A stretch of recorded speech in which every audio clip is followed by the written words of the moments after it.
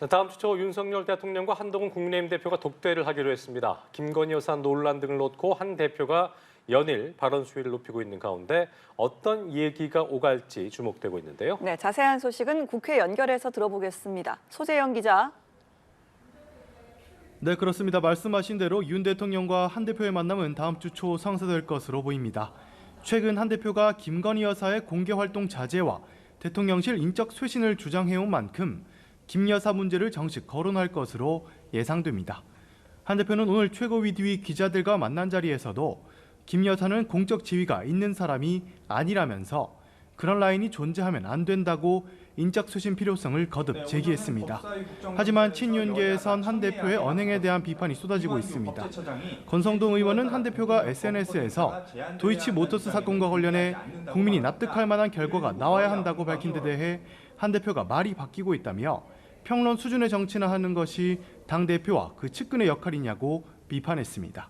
한편 야권이 김 여사의 공천 개입 의혹 핵심 인물로 지목한 명태균 씨는 오늘 CBS 라디오 인터뷰에서 윤 대통령이 국민의힘에 입당하기 전인 2021년 6월부터 6개월 동안 윤 대통령 부부와 거의 매일 스피커폰으로 통화했다고 주장했습니다.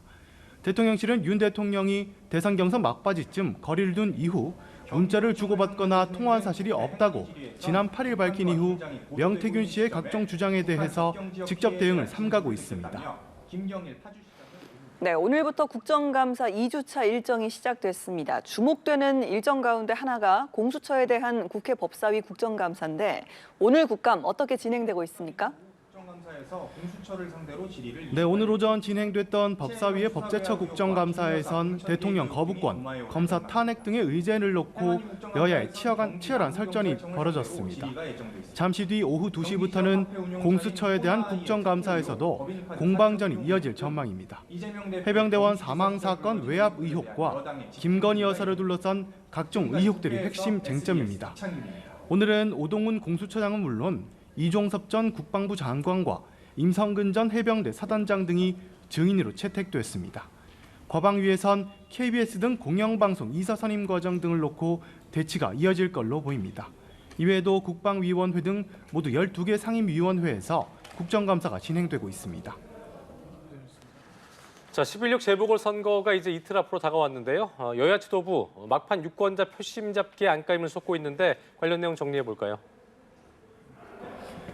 네, 재보궐선거가 이제 이틀 앞으로 말씀하신 대로 다가왔습니다. 4곳의 기초자치단체장을 뽑는 선거지만 사실상 전국구 선거로 치러지고 있습니다. 국민의힘은 지역 일꾼론을, 민주당은 정권 심판론을 각각 내세우고 있습니다. 한동훈 국민의힘 대표는 오늘 최고위 회의에서 재보선은 지역 발전을 위해 누가 더 잘할 수 있느냐를 정하는 선거라며 야당은 선거를 정치 선전의 도구로만 여기는 것 같다고 비판했습니다. 반면 이재명 민주당 대표는 유권자가 대리인의 활동에 대한 책임을 묻지 않으면 주인이 될 수 없다며 투표를 통해 국민이 어떤 세상을 원하는지 보여달라고 했습니다. 한편 이 대표의 지원 요청을 받은 조국혁신단 대표는 부산을 찾아 야권 단일화에서 승리한 민주당 소속 금정구청장 후보에 대한 지원 유세를 펼쳤습니다. 전남 영광군수 선거는 민주당과 혁신당 그리고 진보당의 3파전이 치열하게 펼쳐지고 있습니다. 영광에선 앞서 11일과 12일 이틀 동안 진행된 사전투표 결과 투표율이 43.06%로 지난 2014년 사전투표제 도입 이후 가장 높은 투표율을 기록했습니다. 지금까지 국회에서 전해드렸습니다.